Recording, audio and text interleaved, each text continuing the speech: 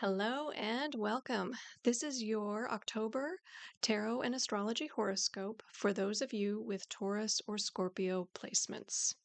So that could be a Taurus or Scorpio sun, moon, or rising, or if you want to listen for your Venus, Mercury, or Mars placements, those will also work. So welcome, Tauruses and Scorpios.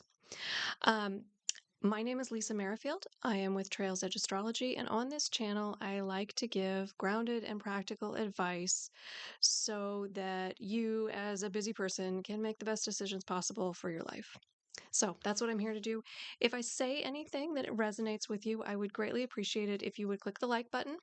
That helps me know you're out there and it helps the algorithm know that this content is worth viewing. And so I'd greatly appreciate it. If you like this kind of thing, I do it every month along with other content throughout the month. So click the subscribe button if you're interested in hearing more from me. All right, let's dive into October, which is potentially a lot. Since July, we've been going through a lot. Well, all year. Um, so we start off October with an eclipse on October 2nd. It is a new moon eclipse or a solar eclipse, and the energy is in Aries and in Libra. And so you will likely feel reverberations, especially if you have placements in either Aries or Libra around 10 degrees. But all of us will feel the energy. Eclipse energy is big and promotes change, and it shows up slowly, sometimes quickly, but may play out over the next year. So there's something happening with us and with transition. So we had an eclipse in the same spot in our chart about a year ago, so you might think back to what happened a year ago to see how that showed up for you. um, Again, it shows up for all of us. There is intensity with this moon, with an eclipse.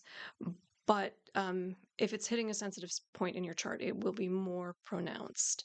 So if you are a Taurus or Scorpio rising, then this eclipse is taking place in the spiritual and physical healing parts of your chart, in the parts of your chart that define how you serve yourself and others, what your daily habits and daily spiritual practices look like. So it's showing up in that part of your chart. And again, whatever happened about a year ago, you may see some reverberations from that or some next steps to that. So, specifically, if you were a Taurus rising, it will show up as something to do with your daily habits or your rituals, how you serve others, how you take care of yourself, your physical body, how you analyze information and ideas. If you're a Scorpio rising, it will be more about that spiritual healing and undoing set patterns in your life that may keep you stuck. If you have placements in Taurus and Scorpio, and that's why you're listening to this video, it will be somewhere else in your chart, and you'll need to look at that. Of course, your friendly neighborhood astrologer can help you piece that together for you if you're feeling particularly impacted. All right. Related to this eclipse energy, which again brings change and is sometimes chaotic, we have a really, really lovely grand water trine. So Saturn in Pisces will trine Mars in Cancer, which will trine Venus in Scorpio. And this is connected to the eclipse. I mean, it's connected to the eclipse just because it's happening around the same time as the eclipse. But it's particularly poignant because um, Venus is the ruler of this eclipse. The eclipse is happening in Libra. Venus rules Libra. And Venus is right now in Scorpio.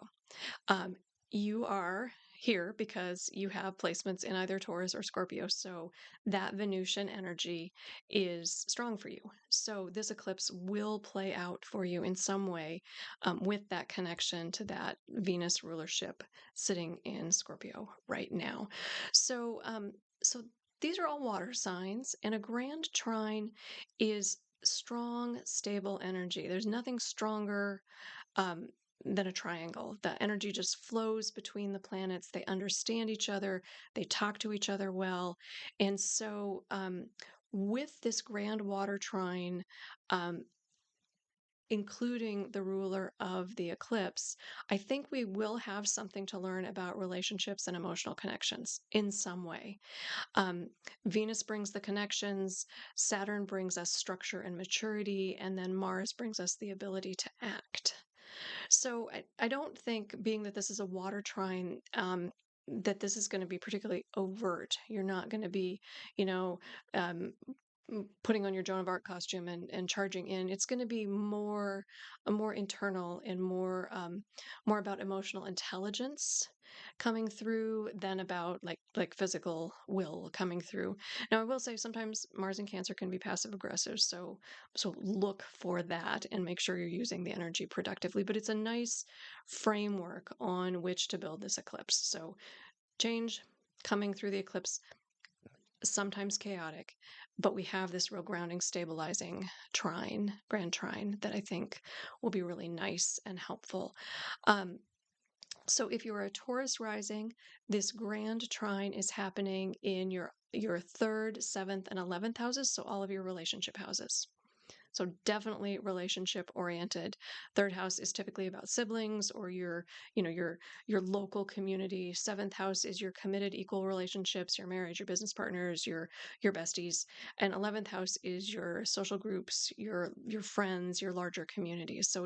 So this grand water trine is giving you some stability in those relationship areas of your house.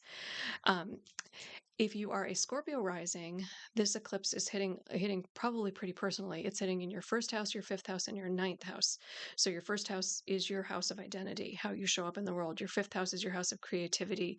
Your ninth house is your house of wisdom and beliefs and abstract thoughts. So it's showing up in that area and adding some strength to your eclipse energy by letting you tap into those spaces in your chart. If you're a Scorpio rising, Venus in Scorpio is in your first house, and she is allowing you or giving you agency to really like step in and be passionate and intense with your relationships, with your values, with any of those kinds of things in terms of how you show up in the world. Venus is in Scorpio once a year, so this isn't incredibly uncommon, but I think has significance being that it's attached to this eclipse and will have a larger reverberation. All right, so that's the beginning of the month. Through about maybe the 13th, through the end of the month, we have a shift in energy, not necessarily a decrease in intensity. So, what we're seeing is Venus, Mercury, and the Sun, the planets that are in Scorpio right now, are going to begin some tense conversations with Pluto and Uranus.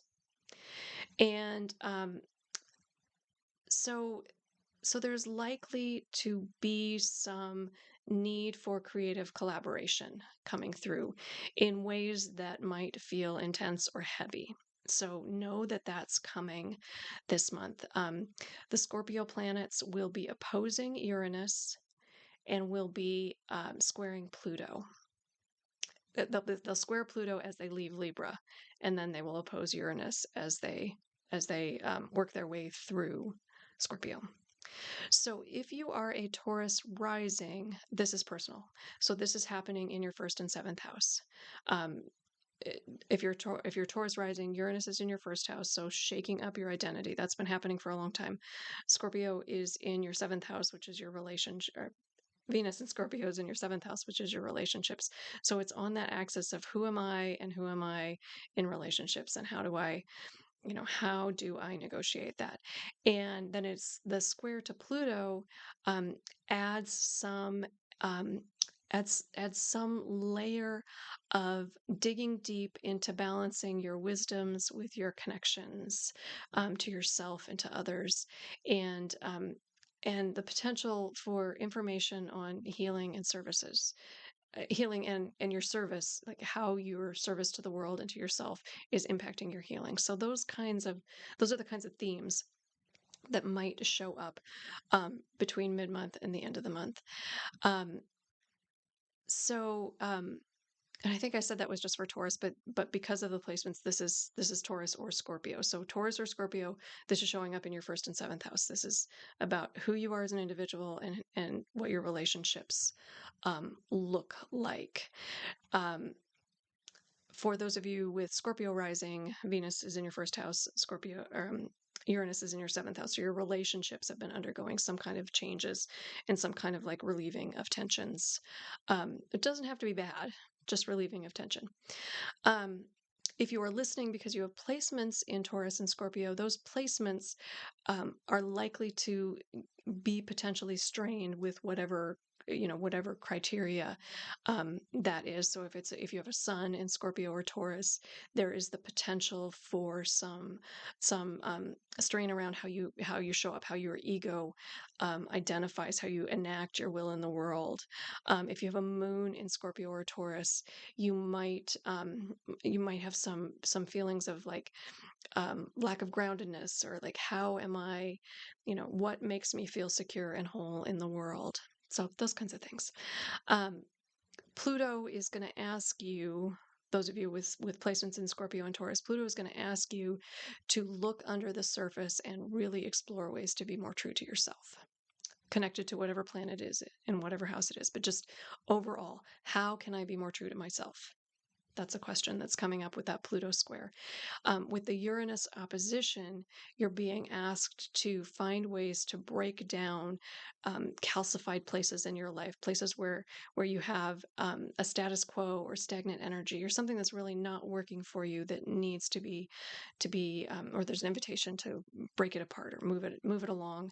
The one catch with Uranus oppositions is it's not always pretty. So I invite you to really lean into that energy and see, to the extent possible, how you want to work with it. If you know something needs to move or change, this might be energy that I recommend you step into and make those changes before Uranus finds the path of least resistance and breaks through. All right. Related to this energy, these squares to Pluto and then the oppositions to Uranus that are coming, we have a full moon in Libra on the 17th. That will end eclipse season, but it doesn't necessarily calm anything down, I don't think. This eclipse is going to be square Cancer, square Mars in Cancer. And so it does have the potential to add some passive aggressive tension to that full moon. So full moons are times when we usually shine our light. We are bright. We are, we're starting to the release process. Whatever we've been building, we can start to release. But with that square to Mars in Cancer, I'm afraid that if we're not careful and if we're not conscious, that the release can be maybe in ways that aren't particularly helpful. Maybe in ways that are kind of like backhanded. Um, and not as direct as would be beneficial. So think about what that shows up. Maybe there are places where you don't want to be as direct, and maybe this can be helpful in that. But for the most part, I think being direct and being, saying what you need is helpful. And I don't think this full moon necessarily helps us step into that energy without some real conscious exploration of it.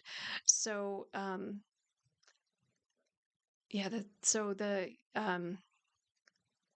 yeah, yeah, I think that's what I want to say about that moon. It's an intense one, in the middle of an intense patch of sky in the second half of the month. So, uh, in short, take care of yourself. This is a month to take care of yourself. Self-care is very, very, very important. Um, and before we move into the tarot reading to help us refine any of this, if this resonates with you, and you are willing to give me a like, I really appreciate that. That helps me know you're out there. It helps the algorithm know you're out there. If you want to hear more, please hit the subscribe button, and I will come to you regularly. All right, I'm going to pause to pull cards for our tarot reading. We are going to read from the Tarot of Mystical Moments, and then I will pull an oracle card from the Season of the Witch, Mabon Oracle. Mabon is the fall equinox, which happened on September 21st, and kind of gives us a flavor of that energy. We're going to look at, in our tarot reading, what we need to release, and then how we set up for building the next chapter. All right, I'm going to pause, and I'll be right back with that reading. All right, I am back with your tarot reading. All right, so the first thing we're going to ask about is, what core beliefs are you ready to release? So what things are you holding on to? What stories are you telling yourself that it's time to let go of? And you, Scorpio and Taurus placements, got the Seven of Cups. And so the Seven of Cups is about like like wishful thinking. It's about wishing on a star. It's about, having all of these stars up here and just kind of picking one and, not necessarily, it may or may not be, may or may not be helpful necessarily, or, um, it may not be realistic. So it's about this idea that, so there's something about a core belief that you're ready to release, about how you make decisions, or about how, what it is that you're allowed to even ask for. So I would say, it can be on one extreme or the other. Maybe you have a core belief that you can manifest whatever you want, or you can have anything in the world, and so you're going for something that's not realistic. Like you're in your mid 30s and you've decided you want to be an Olympic gymnast or something like that. You're like, this isn't, and not that you shouldn't pursue your dreams, but maybe you need to like release a core belief that you can, uh, get somewhere that where there's not really a path. On the other extreme, maybe the core belief is that you can't have what you want. And in fact, with Scorpio and Taurus placements, that's probably closer to the truth, that you can't follow a dream. That's not practical. That's not, I can't, figure out exactly how to get there. And so I won't start. Um, so I feel like there's a core belief around what you are letting yourself dream about, or where you're letting yourself go, that you need to release. There's something that is limiting you by limiting what you feel like you can have or ask for. So see if you can release some of those, like something you're holding on to that's not really true, um, is the invitation this month. Um, what behavior do you need to release during this season? And you got the Three of Swords. The Three of Swords is about heartbreak. We've all had painful moments, or things that have not gone our way, or relationships that have just gone horribly. Um, and maybe we act in a way that projects that, or that, we walk around as the wounded warrior or as the victim. And so I think there's some that victim mentality, or that wounded warrior, that, I can persevere through anything. My heart is broken, but I will just keep going because that's what I do. So there's some behavior around that that's ready to release, that you don't have to, be the one who is always stabbed in the heart. You don't have to be the one who takes all the pain. Um, you can, you can say no. You can protect your energy. So there's something about not taking all the energy on, not being the wounded one, not being willing to be the wounded one, that is important during October for you. Um, So, what seeds are you ready to set? So, that's a lot of what we do during this season, between the equinox and then, the cross quarter day, which is sometimes called Samhain, and, will happen at the end of the month. And I'll do more readings about that as it gets closer. So, so we need to release something and set the seeds for what we're going to grow. So if you think of it like a growing season, we are at the point where we have harvested. So the release is the harvest, all of the fruits of our labor. Um, and after the harvest, we start to set the seeds so that we can plant the next round, so that we can put energy into what we want to build come spring again. So this is a time to release what's old, release what's done, and start to have the longings of the heart and the inklings of what you're going to bring in next spring, what you're going to nurture over the winter, and will blossom, will grow and blossom next spring. So for you, what seeds are you ready to set? You got the Six of Pentacles. So there is something about friendship and generosity and, connection that, that I think you're ready to step into, that maybe you haven't been ready. When I look at this Three of Swords, this broken heart, something has wounded you in the past, and this is saying, how can you be on equal footing with another person? How do you set up a reciprocal relationship where there's really an equal relationship and a give and take? This is very Libran. Libran energy is about equality. It's about stepping in and like, I'll do my part, you do your part, and we'll be greater than the sum of both of our parts. So something about reciprocity, building relationships and friendships, um, is just ready for that seed to be planted. You're not starting anything right now. You're just planting the idea. So something about reciprocal friendships, I think, is really interesting, and ready for you to kind of like think about, what does that look like? Where does that go for you? All right, what tools do you have to soothe your nervous system? So this month could be really activating. They're just there's a lot going on. So, what tools do you have internally so that you can soothe yourself? You have the Page of Pentacles. So, the Page of Pentacles is the good student, is the person who um, knows what to do, does the work, learns the things, and so you have some real grounded energy. Page of Pentacles can also be about, information coming in, information about a new venture. Pentacles our work, our physical reality.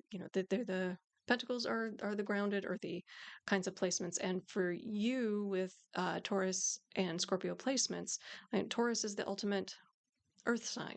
It's about stability, it's about groundedness. And so this is saying that there's some grounding, that you have some ability to step in and learn the physical things you need to do in order to set those seeds, in order to release. Like, you have the ability to be a good student and a good steward of whatever it is, um, however it is you need to care for yourself. And then finally, what external things um, can help you this month, can give you warmth and energy this month? What things outside of yourself? Inside of yourself, you've got this student, you've got the prodigy, you've got the person who can learn what they need to learn. But what external things can help you in this month? And you got the 10 of Cups. And the 10 of Cups is about happily ever after. So tens are the ending of the journey, and cups are that emotional relationship. The 10 of Cups is usually depicted as a family. So you got the couple, and you got their little baby fish down there. You got the rainbow.